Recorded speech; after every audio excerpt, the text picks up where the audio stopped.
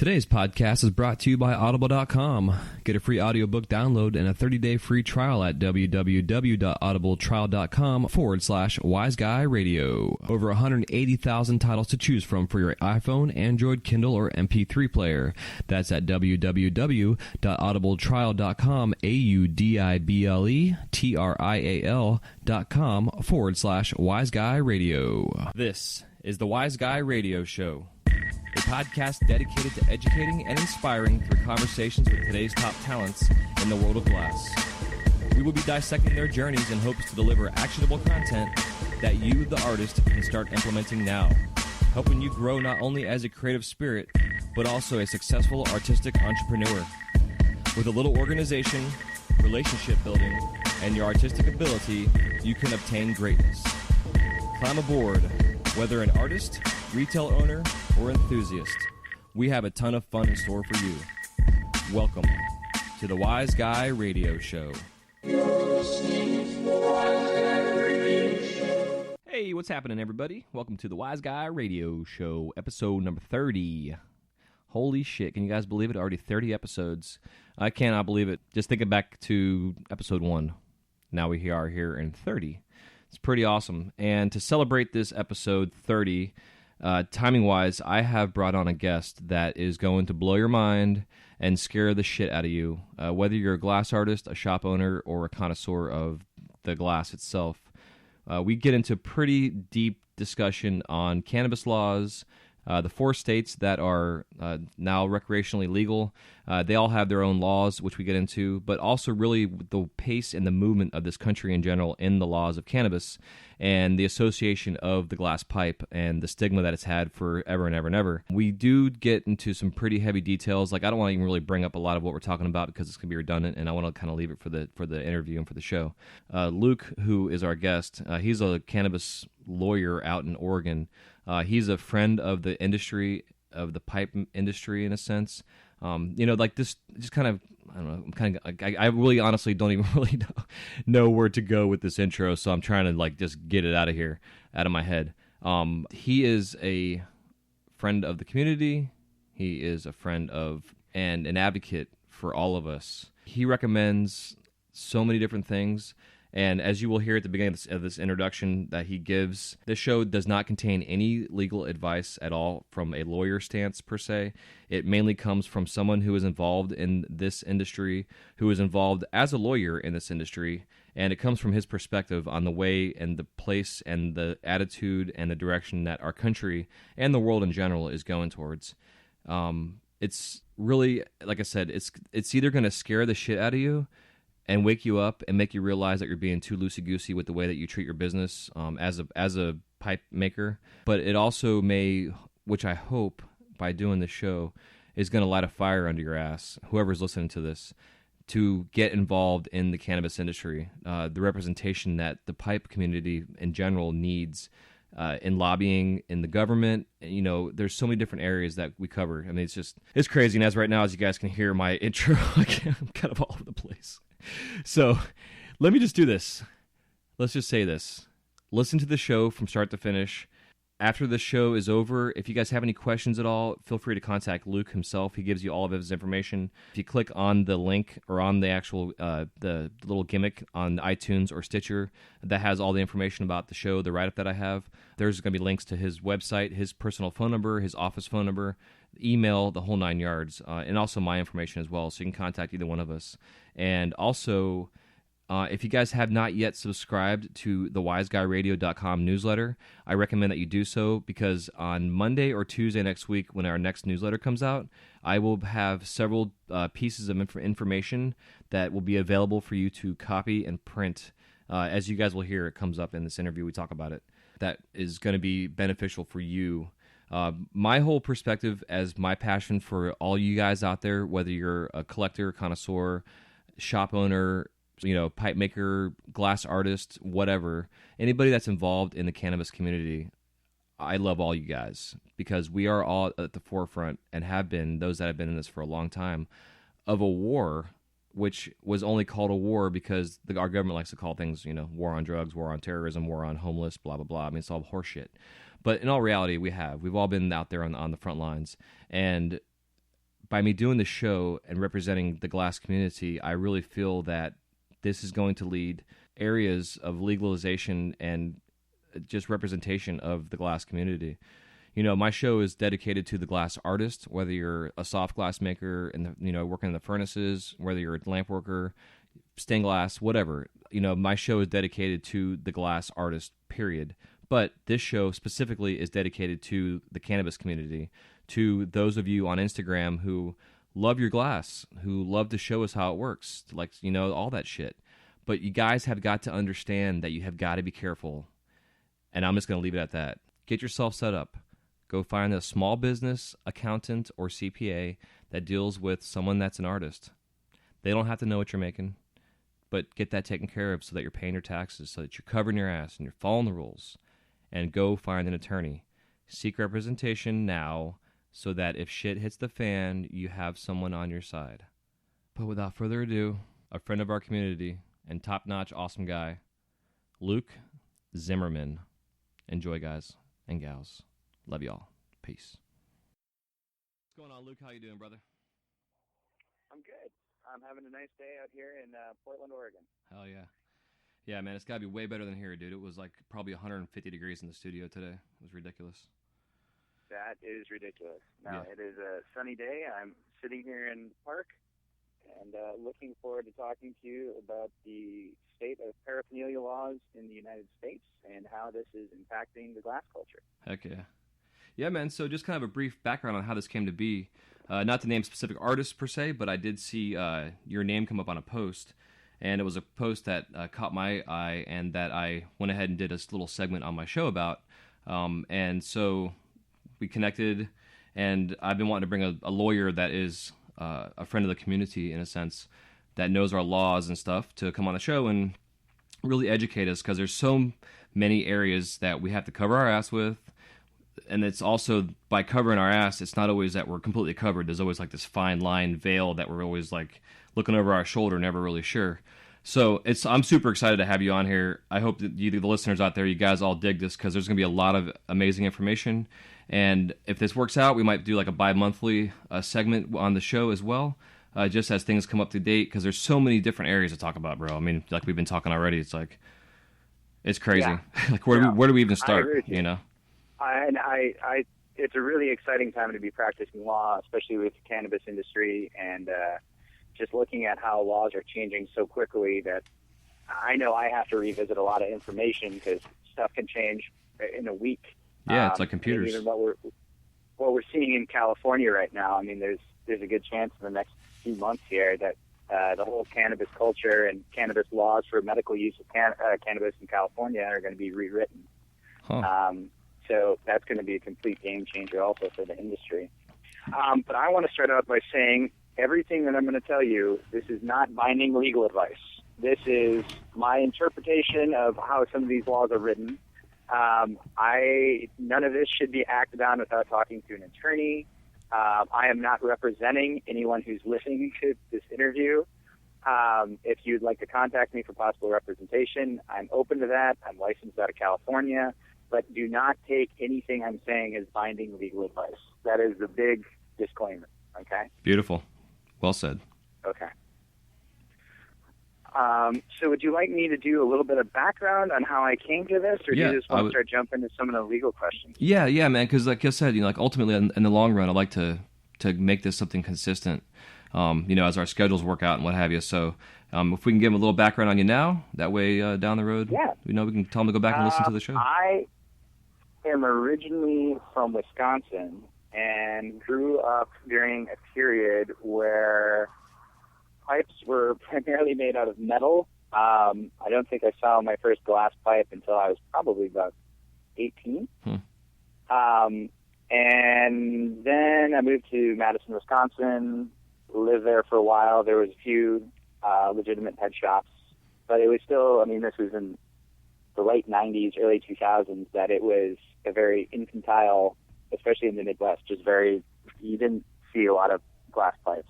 Mm-hmm. But then I moved out to Eugene, Oregon, and that was a night and day difference. Actually, one of the first people I met in Eugene was one of the members of the Eugene Glass Alliance.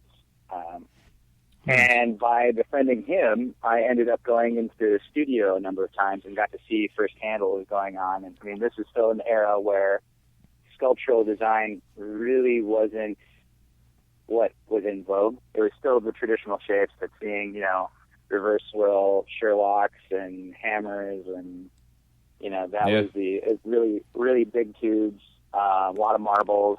That was that era. And I was in Eugene during Operation Pipe Dream. I remember that day very much, how that impacted some of the people I knew, and there was a lot of talk in the city just because there was raids. And so then for a period of time, I left Eugene and moved to San Diego and went to law school and was kind of removed from the culture for a while. And then I happened to be at a music festival in the Northwest, and I met some more glassblowers and befriended them and kind of got to catch up on the culture that I had missed out on for a while, and got to meet some really amazing artists. Then I moved to Amsterdam for a year to pursue a master's in law from the University of Amsterdam in international trade, and got to kind of do a comparison about what the glass culture looked like in Europe, especially for Amsterdam being a hub for cannabis, to what was going on in America. And I think Europe actually is starting to blow up right now, that it's a really exciting time. That I credit actually Hitman. Can we give shout-outs? Oh, yeah, dude, absolutely. Yeah, I drop names all the time. Yeah, absolutely. Okay. I think Dougie has had a huge impact on bringing glass culture to Europe. Interesting. Especially through all of the cannabis cups that I know when I was living there, when I moved there, you'd go into coffee shops and there was no option of having any extractions. And by the time I left, there were, but a lot of that came with the education that you couldn't really just efficiently roll this into a joint, because most Europeans it's a joint culture. Yeah. But I also want to give a shout out to Carl Termini and Hans Meyer that, they made a go at doing glass pipes in Amsterdam years ago. And Hans is still there. I think Hans has moved on to either Spain or France now.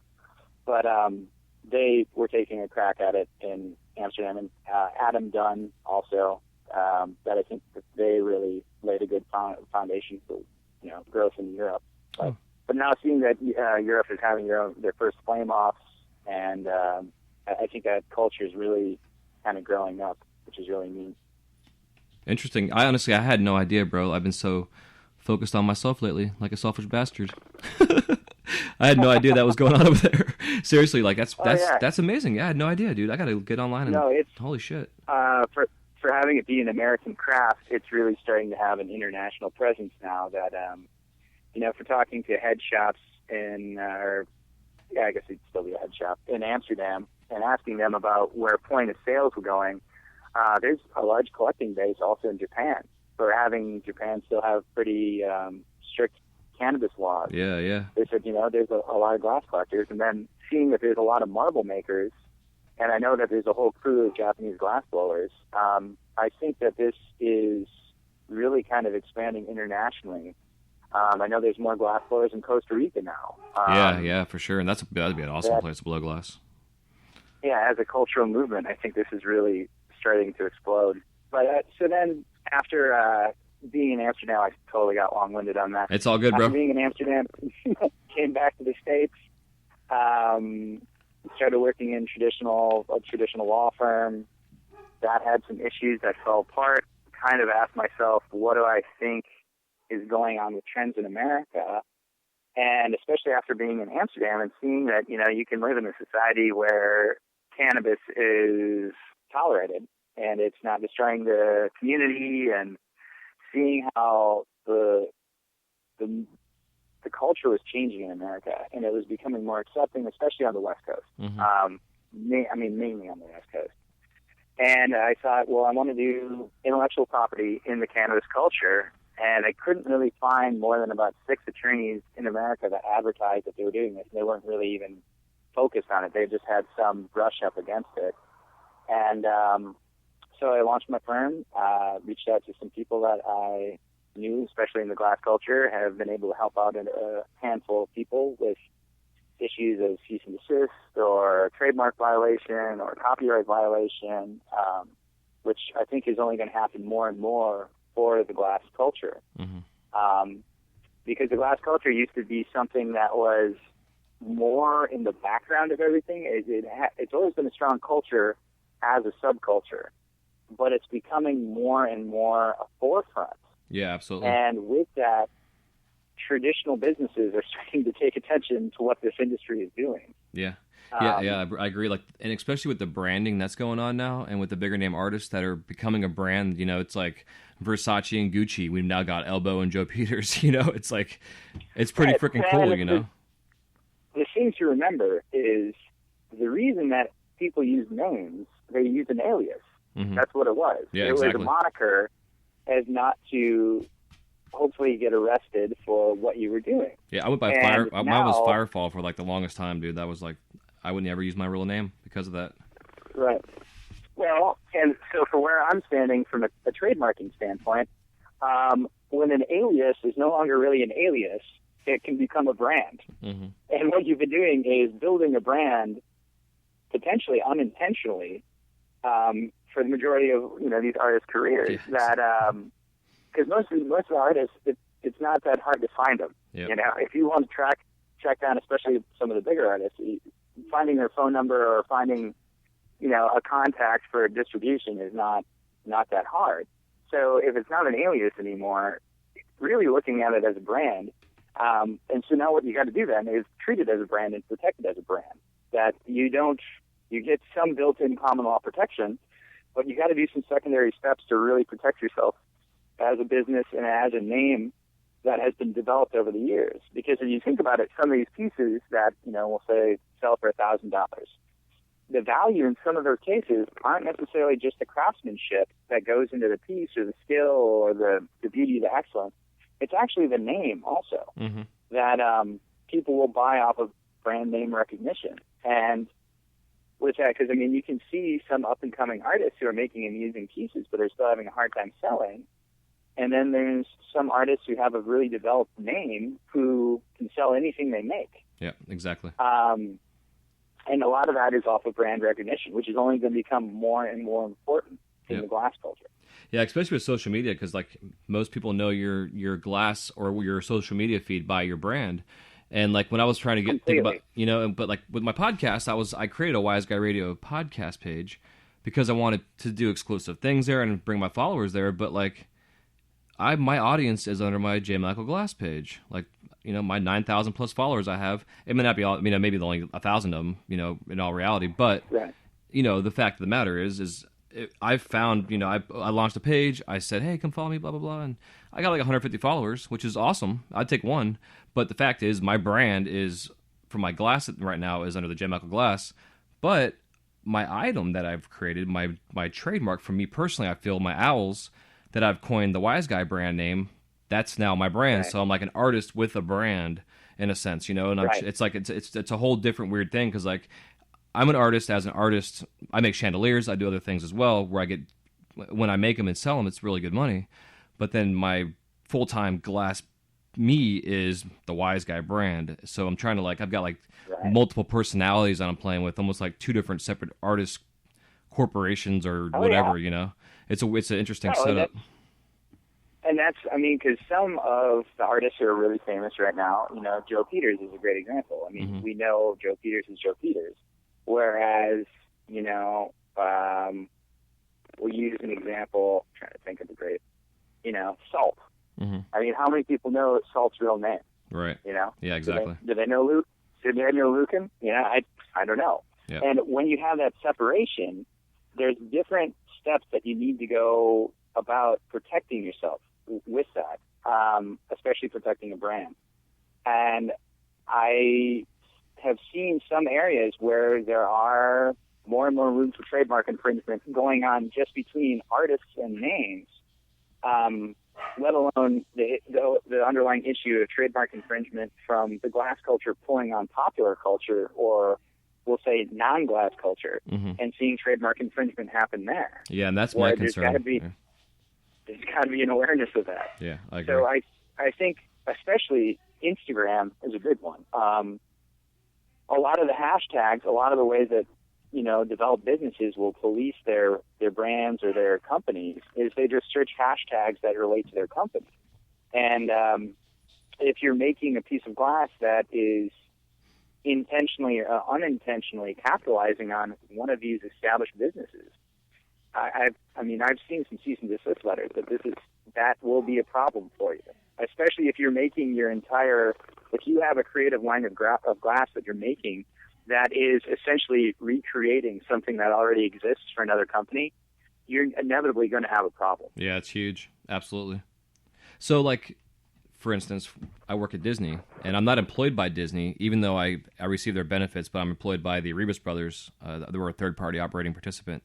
And, I seriously doubt they're going to listen to this podcast, so I don't really give a shit talking about it.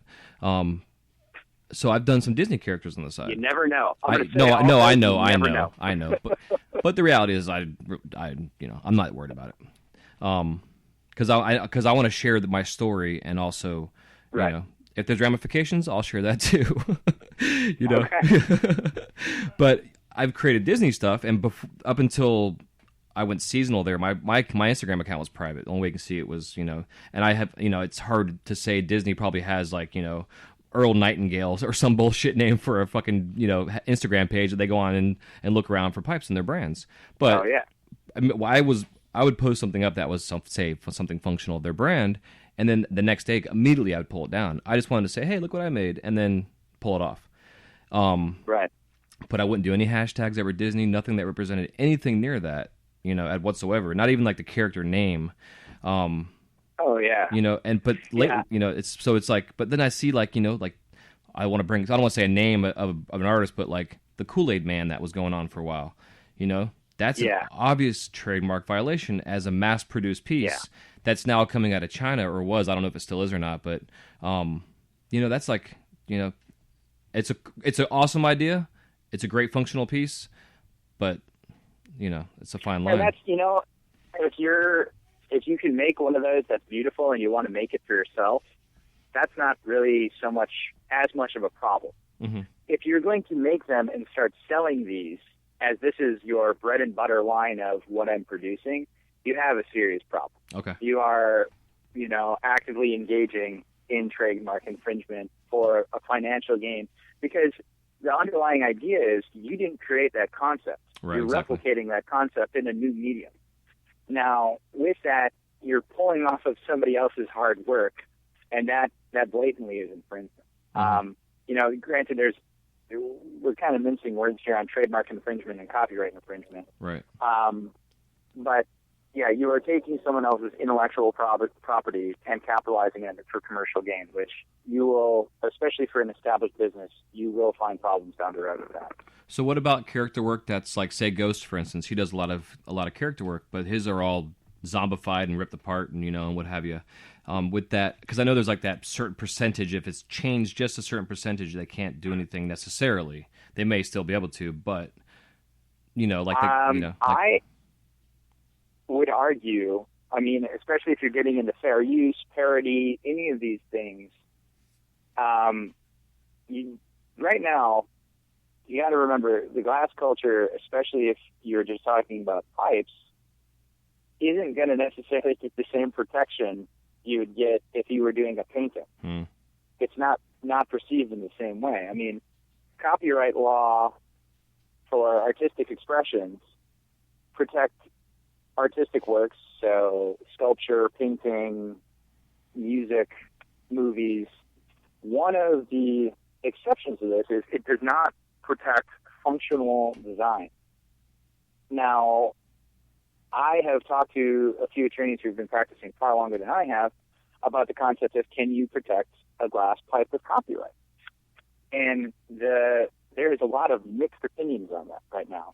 So if you don't even meet the level of something that would be protected from a copyright protection aspect, if you're doing an infringement, you're not even going to be able to bring up the argument of defense for fair use or parody. You don't even fall into that category anymore because you're not even in the copyright area. So just because of it's illegal paraphernalia per se. Per se, but really because there's function. If there's function, you can't necessarily get a copyright. Copyright has to just be an artistic expression. Okay. And I would love to see this. I think there is probably room for a really good law review article about the impact of, sculptural design in the pipe culture. And is that protectable? Because there is a whole process for trying to separate design and function from artistic expression, but I don't know of anyone who's really gone to bat for that yet. Interesting. And try to register a pipe with, the federal government as in the form of a copyright. I don't know of that yet. Huh. Okay. So that anybody listening, if you have a piece that is incredibly beautiful, heavily weighted on the sculptural side in a very, very artistically done manner, and you want to take a crack at that would be something I would have to discuss with you. Interesting. So even if you made a frickin' teapot, for instance, that looked teapot, you're probably not going to get, that's a sculpture, right, arguably, but you're probably not going to get that copyrighted because it's the function of a teapot. Because it functions, right. Now, you can get into it's not a cut and dry matter because if there's enough artistic expression on the teapot, you might be able to get the design or artistic expression protected, but you're not going to get the function of a teapot being a teapot protected. Okay, because like Disney, for instance, right? Part of my business, I follow them as their marketing. They got every freaking thing right now frozen from, the movie. Olaf freaking rain gauges, towels, sweaters. So the original design of that character is trademarked and copyrighted based on when they originally created him. Everything therefore after that's created and merchandise, is that more than on the trademark side of things because it's a trademark character of, the terms are, they're kind of, they seem like they want to bleed together sometimes, but then it's like you got to keep them completely separate because they're separate things. That would be, in my opinion, more of copyright issues. Okay. Because you can argue that, I don't know if you'd want to call it derivative work, but it's based off of an existing character that was authored. Right. That was and copyrighted. Right. Okay. And so that would be, in my opinion, much more of a copyright issue. Just as, for glass, if you start pulling out popular characters and recreating them from movies, TV shows, you're recreating them in glass, you're looking at a copyright violation. So that's something to be very aware of because I've seen a lot of this go on, and I think in the past it just kind of flew under the radar because major businesses didn't brush up against the glass culture, but now especially through things like Instagram, it's a lot more accessible with the hashtags.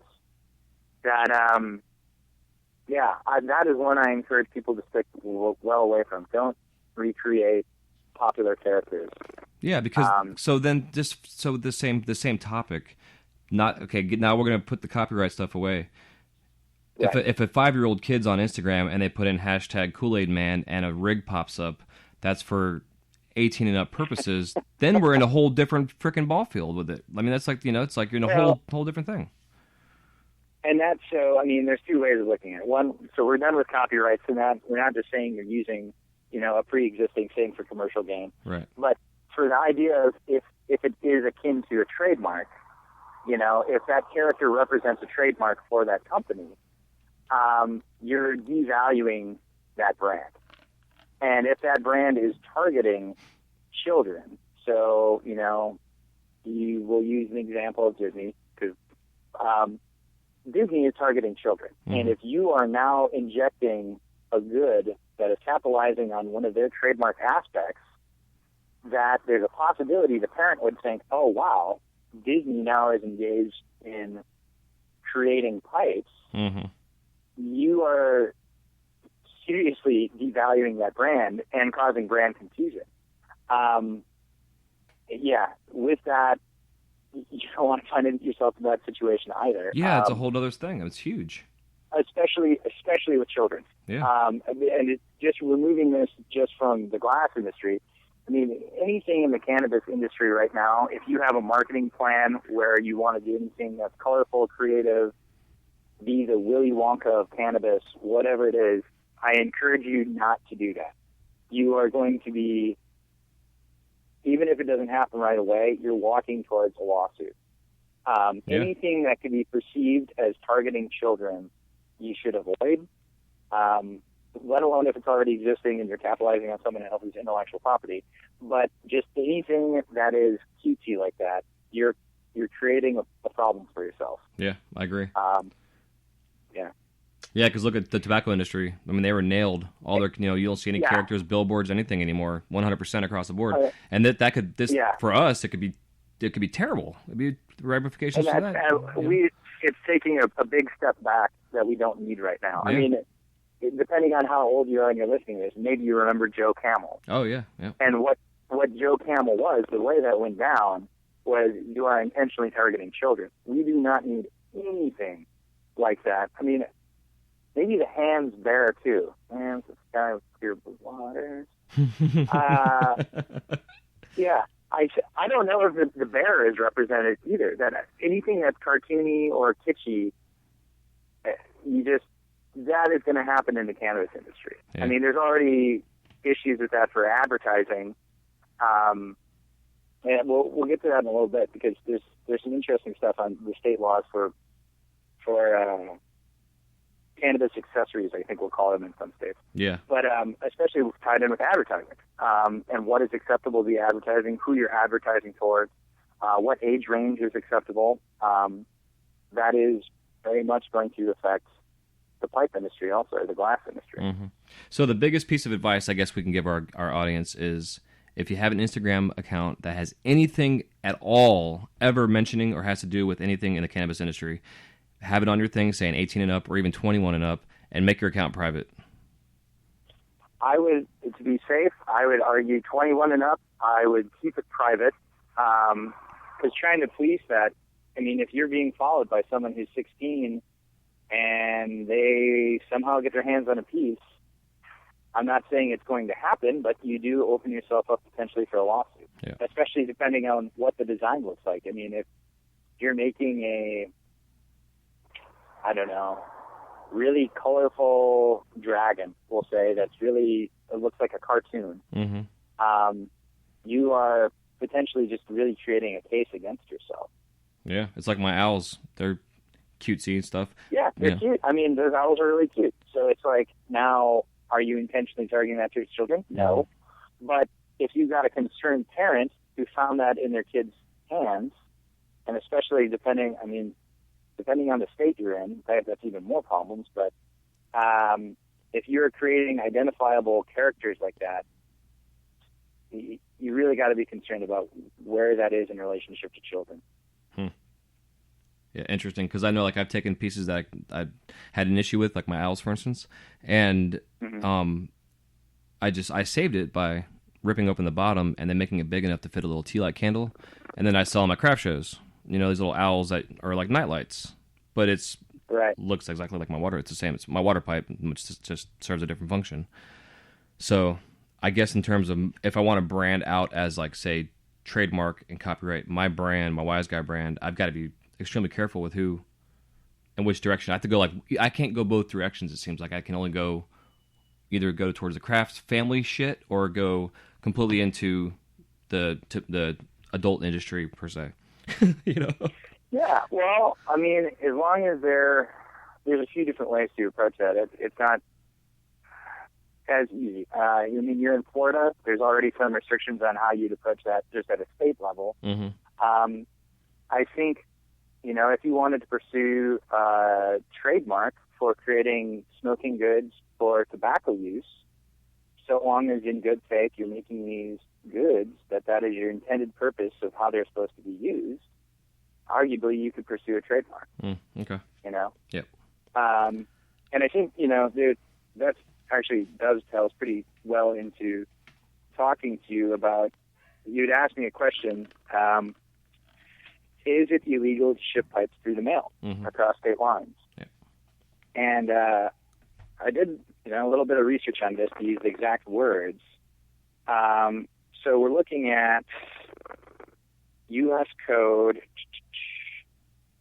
21, Title 21 of the Controlled Substance Act, which states it is unlawful for any person to sell, offer, sell drug paraphernalia, to use the mail or any other facility of interstate commerce to transport drug paraphernalia, and to import, export drug paraphernalia. Now, right now, at a federal level, drug paraphernalia is defined as broadly under Section D, but pretty much anything that is used to introduce marijuana, cocaine, hashish, hash oil, PCP, methamphetamine, and amphetamines into the human body through things such as pipes, hash heads, glass, stone, plastic, ceramic pipes, pipes without screens.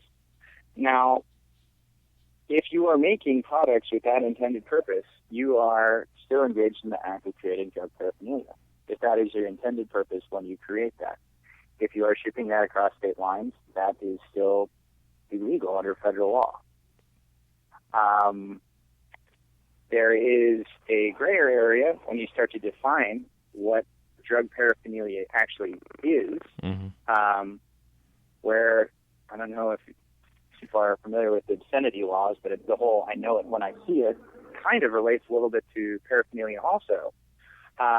There is a list of 8 factors that are used to determine if it constitutes drug paraphernalia. Not all of the criteria have to be met, but it's kind of on a case-by-case basis of, is it what we think it is? And that's why the first one is, what are the instructions for the good, oral or written, provided at the time the item is purchased?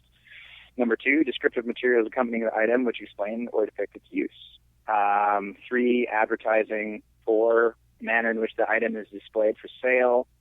5, whether the owner or anyone in control is a legitimate supplier of like-related items to the community or is a licensed distributor or dealer of tobacco products. 6, direct and circumstantial evidence of ratio of sale of items to total sale of the business. 7, existence of scope of legitimate use of the item in community. And 8, expert testimony concerning the use of the item. Now, depending on what you're making, I would be including in all your sales that this is a tobacco good. My intended use, if it's not just purely for sculptural and for beauty and appreciation of art, is there is a disclaimer that this is intended for tobacco use. I think that is one of the biggest things any producer of glassware should include, and especially in all sales, especially in all packages that would traverse state lines. Yeah, I agree. The thing that really is a standout, though, for the 8 factors that I just listed, there is exceptions to this, and exemptions, which are interesting because this really impacts where the state of the industry is today. Is the first one is any person who's authorized by a local, state, or federal law to manufacture, possess, or distribute such items. Number 2, any item in the normal lawful course of business is imported, exported, transported, or sold through the mail by any other means and traditionally intended for use with tobacco products, including a pipe, paper, or accessories. Now, that is how a lot of the industry has been able to survive to where it's at today. Of those 2 points that I made, the first one is probably the more interesting one because this is the one that's changing. Any person authorized by local, state, or federal law to manufacture, possess. Now, there's a separation here because there are 4 states that have amended their laws to allow goods that are made for cannabis consumption not to be identified as paraphernalia anymore. So there's a gray area here of would the federal government honor that? Because it's still federally illegal as the initial definition of drug paraphernalia that I put out, anything used to consume cannabis, cocaine, hash oil. But now you have states that are saying that you can do this. I think this is one of the reasons why you've seen a lot of glass blowers flock to Colorado. Which makes sense. I mean, that when you have a state that all of a sudden says that this is a legitimate industry now, and you feasibly could even, in some of those states, probably market your product directly next to a pile of cannabis. Now, if you're shipping those pieces across state lines, I think you have a serious problem, especially if you have any advertising that directly relates to cannabis, because you can't, in good faith, then argue, this is intended for tobacco use. Yeah, yeah, that's true. But this is a changing issue, and it's kind of an exciting time because there are certain states that I think you could probably live in as a glassblower, probably a little bit. Your chances of having confrontation or run-in or prosecution from law are probably less in Oregon, Colorado, Washington, and Alaska right now. Mm-hmm. Just because they've amended their laws. And what is unique is each one of these states has amended their laws in different ways to address the issue of what is considered paraphernalia and now what is considered a lawful good. Colorado, for example, and Amendment 64, Section G, marijuana accessories. Now anything that's used for storing, vaporizing, containing marijuana or ingesting, inhaling, or otherwise inducing marijuana to the body can be considered a marijuana accessory. It's not considered paraphernalia anymore. So long as you're producing that and keeping that in state, you're arguably, you're following state laws. You still might be in violation of federal laws, but you arguably wouldn't have an issue with local authorities. Great, yeah. That's always my concern is once you cross state lines, it becomes a federal deal. Right. So, yeah, and it's interesting. If you look at Oregon and Washington, both of them, those states have amended their criminal code. More so, they just went in and crossed out sections which would constitute cannabis as being drug paraphernalia. But they kept it mainly in the area of the criminal code, whereas Alaska and Colorado both took the approach of redefining what marijuana accessory is as opposed to paraphernalia. Interesting. So that's just some differences. And the other thing that needs to be identified also then is because these states are 21 and over for cannabis consumption, you're only supposed to be selling marijuana accessories to people who are over the age of 21. So if it's intended use for tobacco, you should be able to sell it to an 18-year-old who can legally consume tobacco.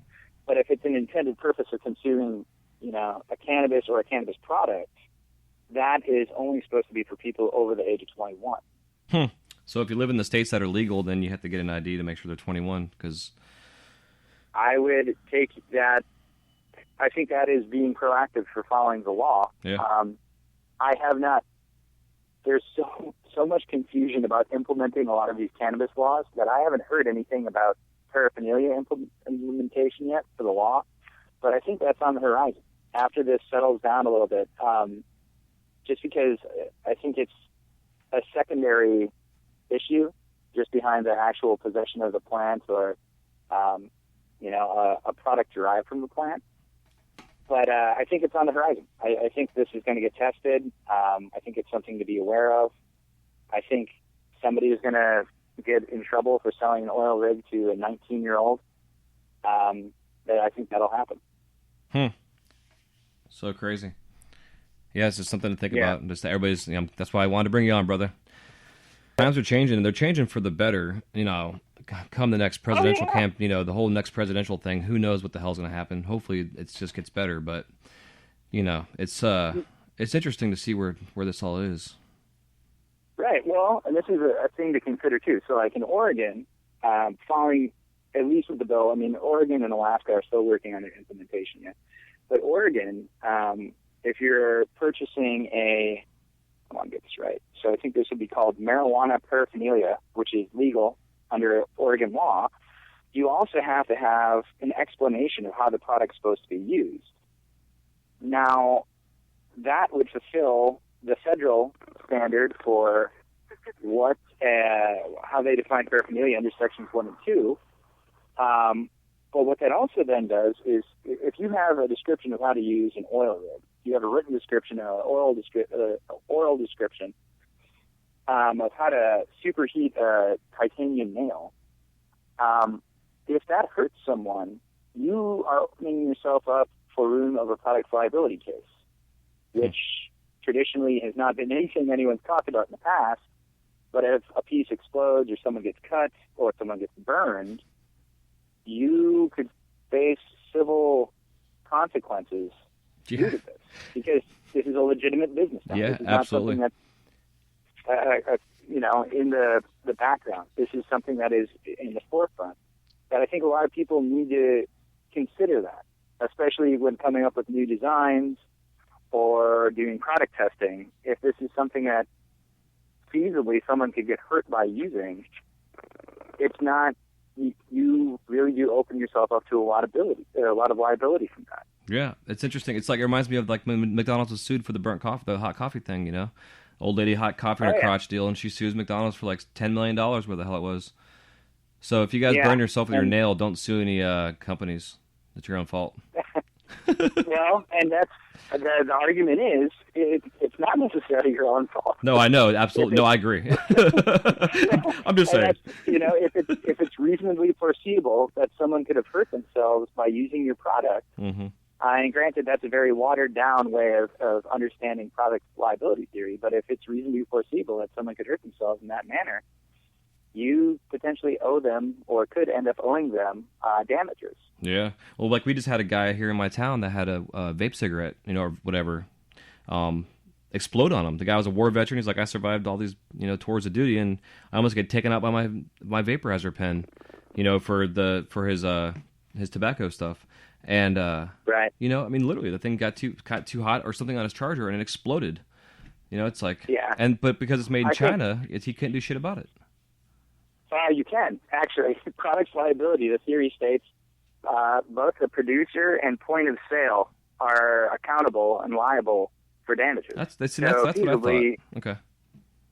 Feasibly, the vape store, or, he ordered it directly from China. That's a lot harder to try and argue, but if you bought it from a local retailer, you arguably have, potentially, a claim against that store.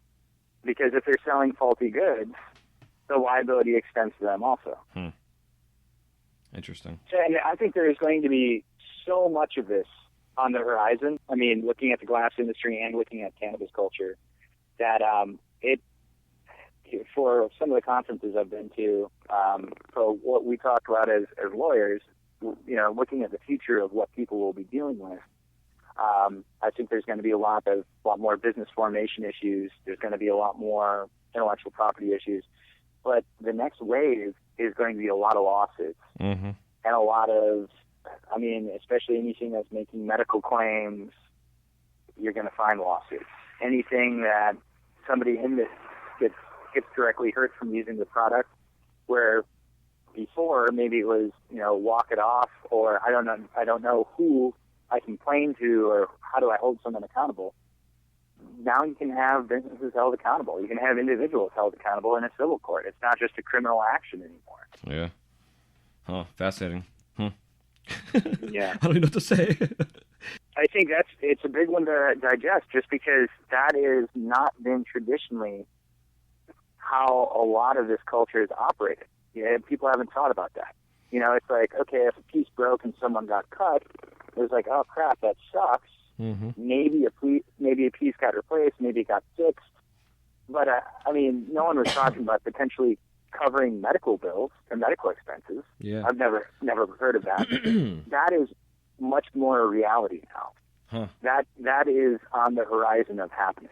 Well, it makes sense, man, because like the way the community's going and the culture's going, it seems like these type of conversations between myself as a glass artist and yourself as a lawyer who represents and is a friend of our community, like these conversations need to continue to go on in groups, in forums and mastermind groups and stuff to really see, because like it's gone, like you're saying, it's gone from underground, and then Operation Pipe Dreams happened, and it went even further underground, and then it all of a sudden just came blown out of the ground.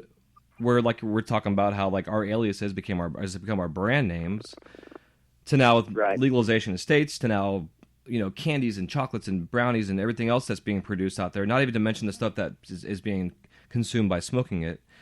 And now we're dealing with liability issues and I mean, it's like when the cell phone came out, they didn't think about people probably texting and driving and killing people on the street. Oh, yeah.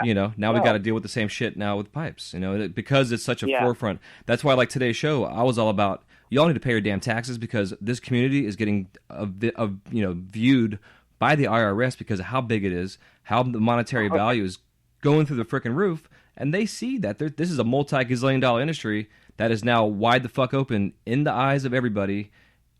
They know we're doing this. Does cover our ass now, not be stupid. Yeah, and I think, from talking to a lot of artists who've gone into glass blowing want to just be artists. Mm-hmm. And I respect that. But I think at this level, you need a good support team. I don't expect everyone to know how to do their taxes or how to file business taxes, just as I don't expect you to know how to file a trademark on your own. Mm-hmm. But there needs to be an understanding that you do need this assistance. I mean, and inevitably, especially at some point, being able to find insurance to back up your business. Yeah, absolutely. I agree. Because you're like any other product now, especially depending on the state you're in. There's obviously some states you're not like every other product yet, but that is, I think, the way this will go. And that's the trend that I'm seeing. And with that, you'll be treated no different than any other business. Yep, absolutely. And especially, I think the biggest way this initially will get tested is through the vape pens and through the electronic vape pens. And it's similar yet different to just the glass industry, but these are the areas that I think that the first big round of lawsuits will come from, just because of the issues of heavy metals, the issues, like you mentioned, of the guy who having these things blow up. I mean, those stories are not uncommon. Yeah. But that's only, now let's move that over and seeing someone get hurt from a hand torch, seeing someone get, a nail or a rig that gets heated too hot and kind of blows up or cracks. Those are going to happen also. So I think, I think this industry, to use a comparison, I like to consider the glass industry as entering its teenage years, I think, where the cannabis industry, I use the comparison, the cannabis industry right now, because they have lobbyists, there's some really great trade organizations advocating for the direction of the industry, that the cannabis industry is kind of driving the car, and the glass industry is riding in the car with the cannabis industry kind of in back, like an infantile kid that really doesn't have a lot of input about where the car is going, when the car stops, what they get for food. They just are kind of along for the ride right now, and they're benefiting from it because they get to go on the trip, but they don't have a lot of input on where it's going. Mm-hmm. And I think it would be a huge shift to get the glass culture into the driver's seat. I don't know if that would necessarily happen because it is so dependent on how the legalization of cannabis and the cannabis industry is developing.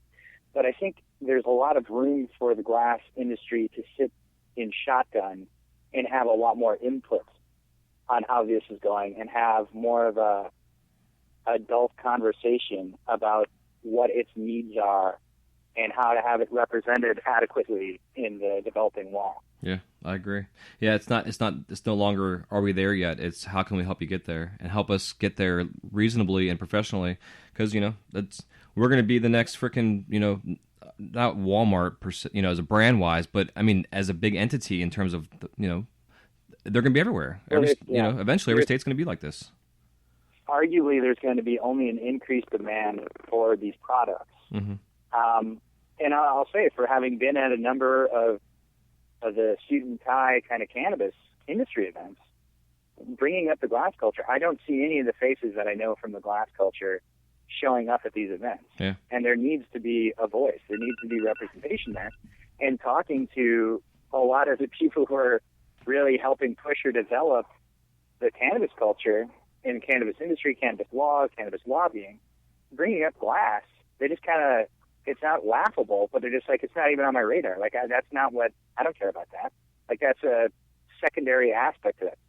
Seeing that there's so many people whose livelihood they've invested into this, there needs to be more representation. Give me a heads up, bro. I'll be there. Let me know. All right. Well, the big one, I will say, if people want to get involved, the NCIA is something that would be really, really good for people to get involved in, especially people who like to be an advocate, people who like to have more of a dialogue. Oh, I'm having dog disobedience issues behind me in the dog park. All right. But yeah, I think there needs to be a lot more of this from the glass culture. And I think with that, if the glass culture steps up to that challenge, the likelihood of making this more palatable, where you have gallery events and there is more perception of it being an art form, there's a lot more room for that. Yeah, I agree. That because it will be perceived as more of a mature industry. Yeah, exactly. And I think that's happening. I mean, it's to a certain extent it's happening either way, but it would be on its own terms. And that, I think, is immensely important for any industry. Yeah, when they define their parameters. Yeah. So. Yeah, it's. I think it's. There's like a generation of us that are still. I'm not gonna say stuck, but I don't know. For lack of a better term, we're kind of stuck in the old ways of like being underground. You know, I still have the idea in my head that I need to crank out 50 pipes a day to make a living to support my family. Where I don't anymore. You know, that's the days have passed. Right. You know, but in the same time of like the anxiety of being in the public view, you know, it's weird, man. It's almost like this post-traumatic stress disorder shit, you know, we're all dealing with, you know, where like the new generation is like, no, fuck you. I'm going to get out my face out there. I'm going to support the community. Oh, yeah. You know, and be like you know, the millennial generation in a sense, I guess that's part of it. You know, like this new generation of glassblowers that are out there, like they're having a blast. But they also don't necessarily look at the laws and stuff like they should, maybe. But maybe if they did, they'd get completely involved, you know? Yeah. And I think that's a big thing to remember. And I think this is very true in the cannabis culture, too, is for people who are getting involved in this, talk to people who've been involved in this culture for a decade plus, for 20 years, and ask them what it was like. And pay attention to that, because I've seen this just from the entrepreneurial side of the cannabis culture right now, where people are forgetting how many people were arrested, or how many people had their lives ruined. And these are the people who helped us get to where we are today. And if you are not taking into account your history, I think you're really missing the point about what this is and why this is such a special time, and why this change of law or this end of a prohibition area is so huge. Mm-hmm. Because this has really had such a detrimental impact on so many people's lives. Yeah, and especially, you know, like, I mean, you know, the numbers that when I started were maybe in the hundreds, maybe, you know, maybe 1,000, probably not, maybe in the hundreds.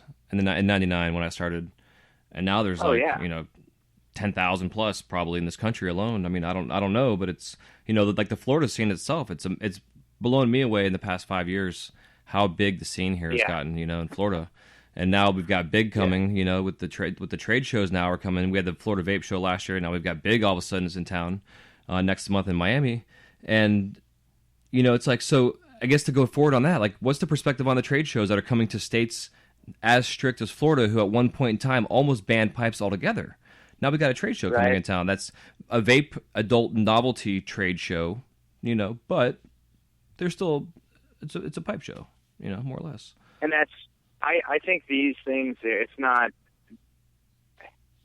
capitalizing on the changing perception of cannabis in the States right now, but I don't think that means you have no room to get prosecuted. I mean, there's still, even in states where there's legal recreational cannabis use, people are still getting prosecuted. That I think making that bold move about going to states where there's not even medical, I would be apprehensive about being involved in that.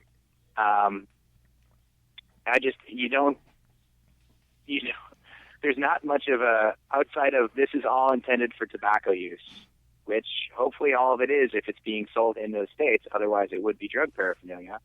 Outside of that argument, you don't have really a leg to stand on. Yeah. And with that, I mean, taking that away, that's illegal. You are breaking the law. Mm-hmm. And I was thinking about this because in the idea of a trade show, especially in a non-medical state, if you have one person smoking cannabis in it somewhere in proximity exactly. of one of these goods, yep. Now there's a presumption, I would argue, that everything in that venue is actually drug paraphernalia. Yep. Because if I was a prosecuting attorney. Absolutely, bro. That was the one thing I thought of. It's precarious to host those because unless you really can account for tobacco, there is not much. I mean, that's a very thin argument, in my opinion, for rationalizing why these sales are occurring. And I think, if anything, it's probably capitalizing for the most part on the changing paradigm in the States, but I would not get ahead of themselves in assuming that everything's okay. Yeah, changing is the key word. It's crazy because like when we in Pinellas County alone, like the congressman that tried passing the laws statewide to ban pipes, he's locally here from Pinellas County. He's actually a Pinellas County representative, and that the whole shit in Florida all started here in my county with one of our local shops. Whose guy's got a franchise of like 5 shops now, and this guy, representative guy, former crackhead, turns his life around and now is like completely against everything and has one bad deal and then goes crazy in Pinellas County. We have an ordinance passed, which became now we have the Florida Smoke Shop Association, and which is a lot of them got together. But people now in Pinellas County, most shops you walk into, you have to sign a waiver that says everything on there that the shop is completely released of liability, and that if you do get arrested and we go to jail, you're paying our lawyer fees as well on top of it. But it's this whole reasonable intention thing, which they found was unconstitutional because I ran a smoke shop for 3 years, and it was like, all right, so if some guy with dreadlocks walks in my store and just wants to buy incense, should I just assume right away when he walks in my store that he's in here to buy a pipe for illegal intentions? Like, it was completely bullshit. But that's the whole moniker here in Florida. It's this reasonably known bullshit. Profile your customers about what I can sell you. Yeah, exactly. That doesn't make sense. Yeah. And it's asking way too much, and is blatantly unconstitutional because you're just made to make a judgment call on the way someone looks. Yeah, exactly. Completely. No, but I respect that. I remember when that was going on with Florida and how there were some people who just were choosing not to ship any product to Florida anymore. And I respect that they got together as an organization. And this is kind of what I was saying for, the comparison with the car ride is getting together and having that voice, that collective voice about this is what our industry is. Mm-hmm. And this is how we're going to sustain and, be able to carry on doing what we're doing. So as much as I think that it's a huge liability, I do respect that organization was made. Mm-hmm. I think that was really, there needs to be more of that.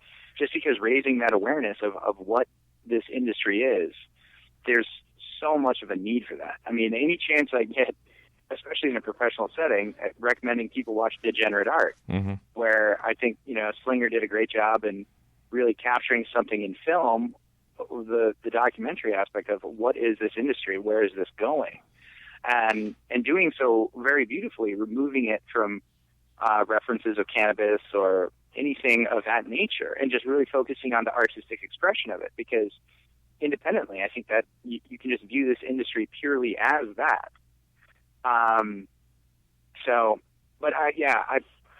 The trade shows in states that are not at a point where they've integrated some form of medical or recreational, I would have some contact with a criminal defense attorney if you needed it before you went and presented at their shows. Mm-hmm. That is the very loose. I mean, does that mean that the sky is falling?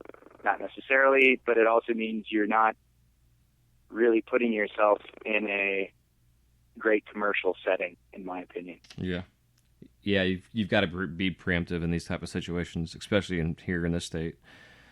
It's interesting. So, with the Florida Vape Show, they came and went. Nothing happened. I didn't go to it because of the same exact reason, because I wanted to let these guys go through the process of going through a show, see what happens. I'm just not going to be involved in it. I'm going to watch it from from afar. Yeah. And I think it's in some places the paradigm has already shifted where it's some of these trade shows have been going on for a few years. That I know there's one in Wisconsin. But I think as a lawyer, that just would, if a client came to me and said, this is my opportunity to present or market my product, I would have a number of requests that were pretty strict for them to present at one of those events. So cool. Yeah, man, I hear you. That's good to know. So I guess, but you got to remember too, lawyers by nature, we generally tell you the worst is going to happen. I mean, that is how we handle the situation. We have to think about the worst case scenario. Yeah, I do the same thing, bro. Like that's how I've survived for so long. I feel is because I've been overly paranoid in certain situations that because I didn't get into a certain situation that went down where people got in trouble. And it's right. I don't know if it's a street smarts thing or what or how I was raised, but it's always been. My dad always said expect the unexpected, so I've always just kind of looked at it from that perspective as cover my ass at all means. Well, yeah, I think, and the easiest way to do that is just don't break the law. Yeah. If you're not breaking the law, then even if you do end up in a court situation, feasibly, this shouldn't go bad. If you are breaking the law and you're choosing to market yourself in an audience public forum, you're just asking to get arrested. Mm-hmm. And that's and I have seen this a number of times in the cannabis industry is people want to still break the law, and understanding that there's a federal disconnect with all of this. So presumptively, if you already are having contact with the federal government, even if you're following state law, you still very well might have a problem. We probably will have a problem. But follow your state laws. Just follow your state laws. I won't even say to the best of your ability because that's like, oh, well, maybe there's some way you can right. not follow it. No, just follow your state laws, point blank. Follow your state laws. And just be aware of your surroundings, Look into your local ordinances.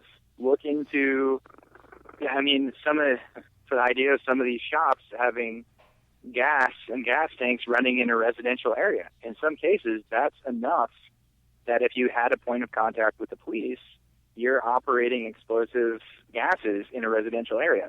Some places, you're not zoned for that. So, yeah. Well, like I know my house. Go on. I'm sorry.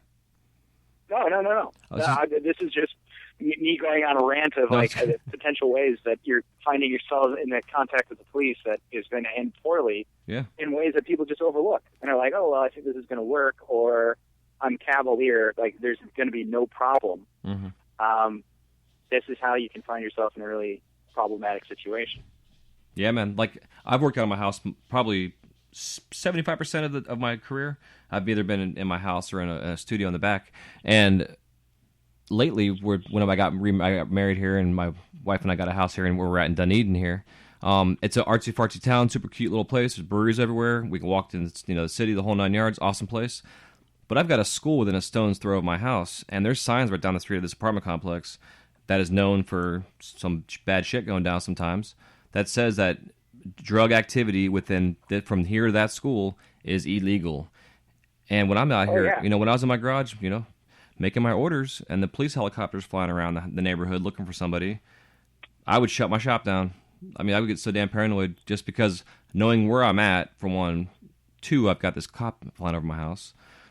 For all they know, I'm glowing like bright orange at night out of my garage, like I'm a grow house or some shit, That would, I think, raise some potential suspicions. But once again, so long as you're not breaking law, you arguably don't have anything to worry about. Mm-hmm. But do you still have the room to get harassed?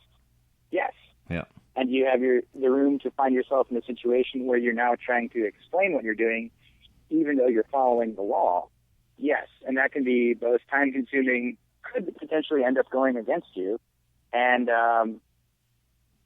so I think, especially in residential zones, that's something to really take into consideration. I wouldn't recommend that, just especially in the possibility of if anything is faulty. The room for something catastrophic going on there's a lot of room for that. Mm-hmm. So yeah, I agree. Yeah, that's a good little side note there, man. I appreciate you sharing that. Well, and the other one I think, especially to think of as a fallout from that, if that scenario did play out, and that's one of the ways that the media hears about, we'll say major media really hears about the glass culture is due to an explosion.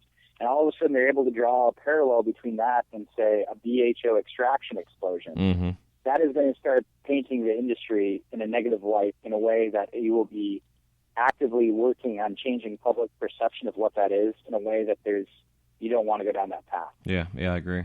Well, we've had that happen a couple times here in my state, in Florida here, on the news. Right. Kids blow up their freaking kitchen because they're in there doing their thing. Oh, man. When I was living in San Diego, when I left San Diego, a week before I moved, one of the neighboring apartment complexes, I heard a boom, went outside, saw some smoke, went over, passed the police officers, and they said, well, it was, a drug lab. And I said, okay, well, was this methamphetamine based? Because I know that there's a lot of toxic chemicals that go along with it. And they said, oh, no, it wasn't that one. So it was this BHO extraction. And the cop kind of looked at me, and I'm like, oh, I heard that there was one over by SeaWorld a few years ago.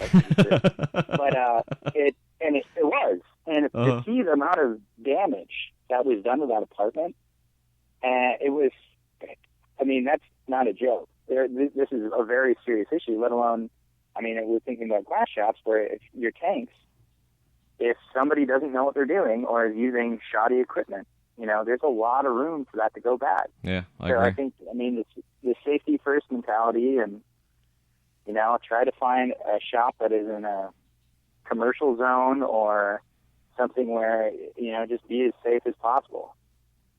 So. Yeah, it's good thinking. So I guess all in said, then, there needs to be some sort of organization, union, something that needs to start to become formed of some sort as an overall representation. Now, do you think it should be representing the glass artists specifically, or should it be a community, cannabis community, or just, how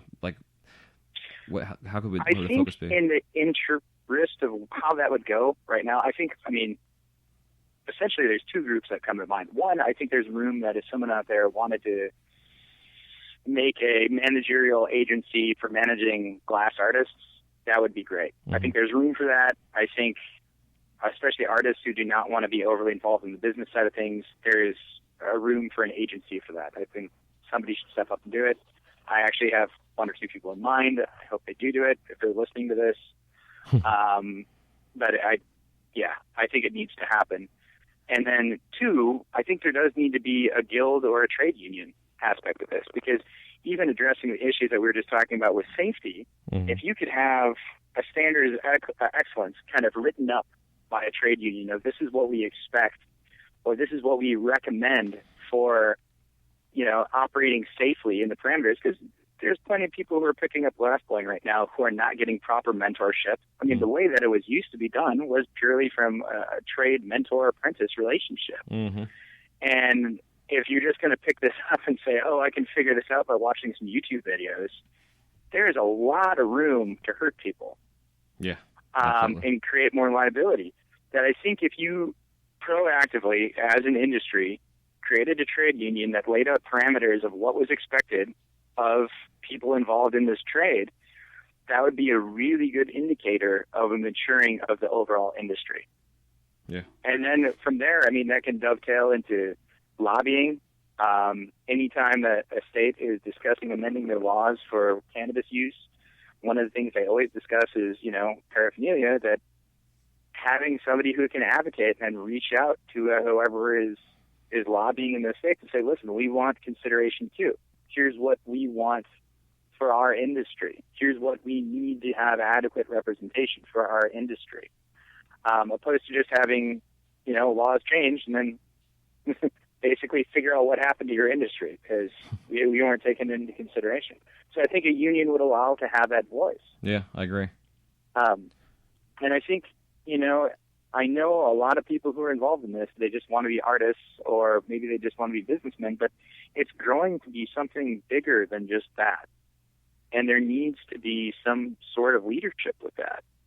I'm not saying there's one person who needs to undertake that mantle, but there needs to be a dialogue, at least a forum where people can come together and, say this is what we expect as a baseline from the industry. Yeah, absolutely. That, yeah, I think there's a lot of room for that. I hope somebody, I if that went on, I would be interested in helping partake in that. But yeah, man. Well, it was just kind of on the same note.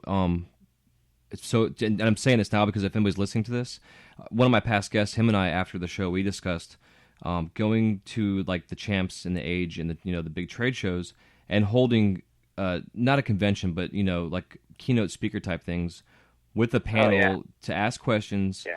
Because there has to be some, like you're saying, like that's why, I mean, what got me started with this podcast was seeing Degenerate Art and then seeing Instagram and the reaction from that film. The movie itself, dude, I mean, it re-sparked this whole new thing in me that I never really knew was there. And as a child, I've always wanted to get into law and what have you, and I've always been very political, but I've also been very artistic and I got in the glass, but I've also been very compassionate in the community that we're in. I love, I mean, 100%. So my goal with this show is to help teach and spread the word, make safety a number thing, and help find some kind of cohesive, across-the-board standard that we all live by, rules we can all follow and hold up to. Now, you're going to have some people who are like, yeah, fuck you, I'm not following rules, I'm doing my own thing, which is fine, I'm all about that.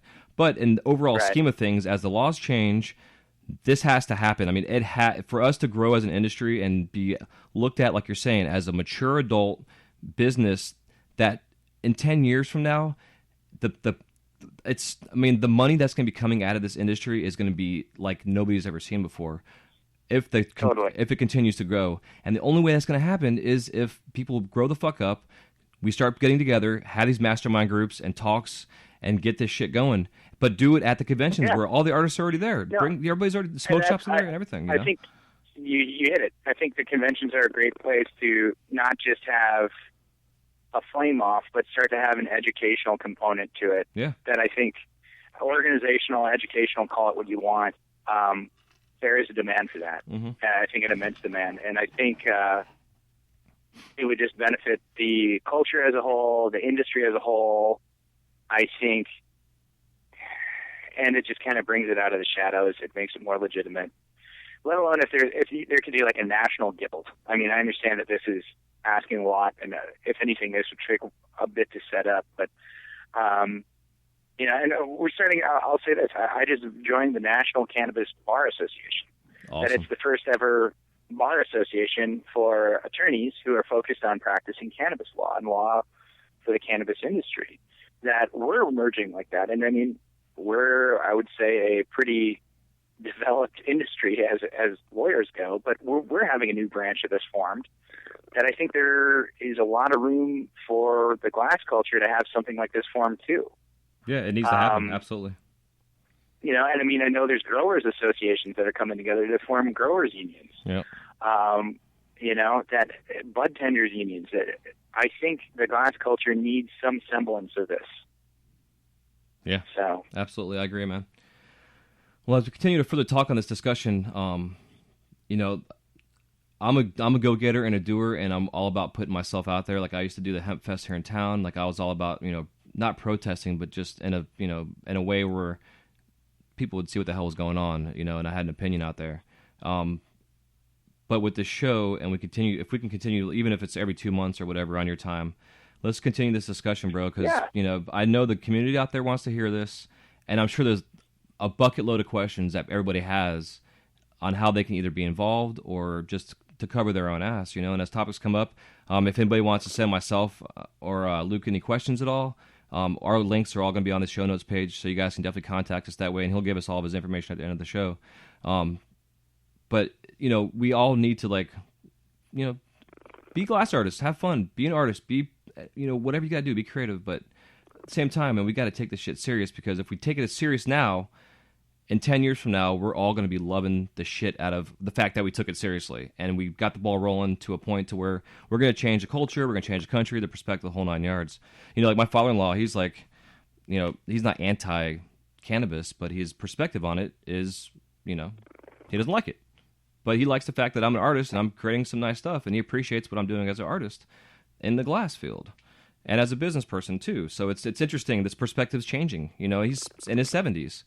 So it's and I think that's the big thing, is there is a paradigm shift going on right now, and I think that paradigm shift will be benefited by having a more reasonable, open dialogue that comes from a place of organization and a collaborated, involved effort, opposed to just random voices kind of going forward of like, here's a snippet over here, here's a snippet over there.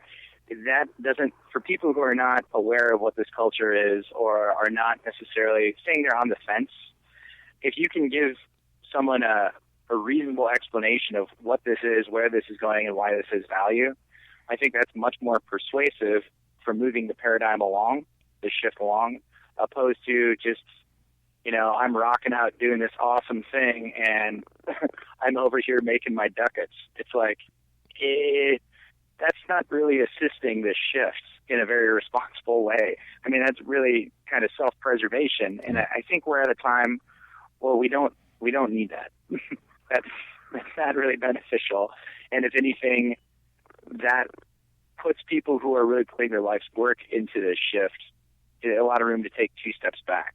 Yeah. And I mean, I will turn down clients if they don't have the right ethos or ethics, or I get the impression that, you know, they don't want to follow law. I legally can't represent you, but even more so than that, you're detrimentally impacting a point of transition in the United States history where we still don't know where this is going to go. And if you're doing anything to hinder that progress, you're hurting so much of a movement that has worked so hard to get where we are right now. But we don't need that. You know, this is not just all about making money right now. It's a very far cry from that. Yeah, exactly. So, yeah, I think the whole respect, responsibility, organization, just, you know, that's what we need. Yeah. So. Yeah, because our community is passionate. You know, whether it's the people that work in it as artists or the shops or the collectors or even those that don't even touch the stuff. They just enjoy looking at the glass or just the pictures online or whatever. There's a huge, you know, passion for what we do out there, and it's awesome. You know, it's mind-blowing times, and it's humbling, and I love it. You know what I mean? You know, like this podcast, bro. You know, I'm not getting paid for this show. Every show, it's an hour long, sometimes an hour and a half. It takes me anywhere from 6 to 10 hours to produce a show. Not to mention that I have kids, and I'm married, and I run a full-time business. But I do this because I love the fact that I have an outlet to talk to everybody and have you as a guest. Like, it's an honor, bro. Like, you know, and I applaud you for doing what you're doing, man. Like, you're putting yourself out there as a lawyer, you know. I appreciate you saying, you know, you commend me for picking this. I have been fortunate enough to meet a number of people, especially just from the glass industry side of this, let alone the cannabis industry, who are just wonderful people, you know, and that entrepreneurship that I get to see, it just blows me away. I get to hear so many unique ideas and, you know, new products, or, hey, maybe we could do this. Hey, maybe this will help people. I love it. It's really fulfilling for me, and it allows me to challenge myself with aspects of how I practice law. But I've just met so many wonderful people, and there's a lot of the people involved in the glass culture are just really, really good people that I just want to see this develop in the right way. You can find my law office at the law office of Luke Zimmerman APC on Facebook.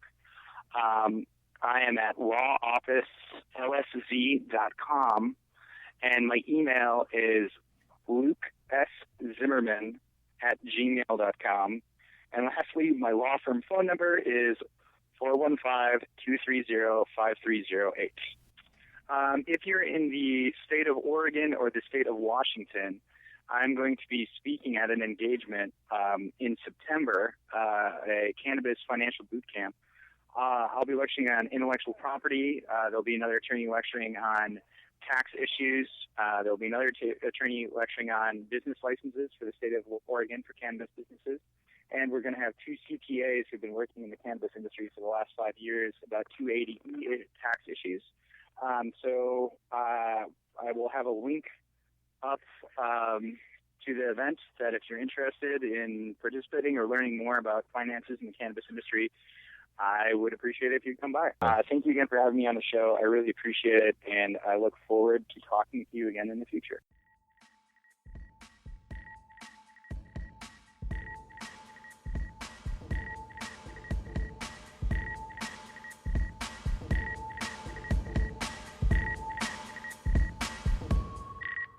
Thank you guys so much for listening to this episode of the Wise Guy Radio Show. If you have any questions, comments, or remarks, please leave them in the show notes page area where it says comments. We'll see you soon. Have a wise night.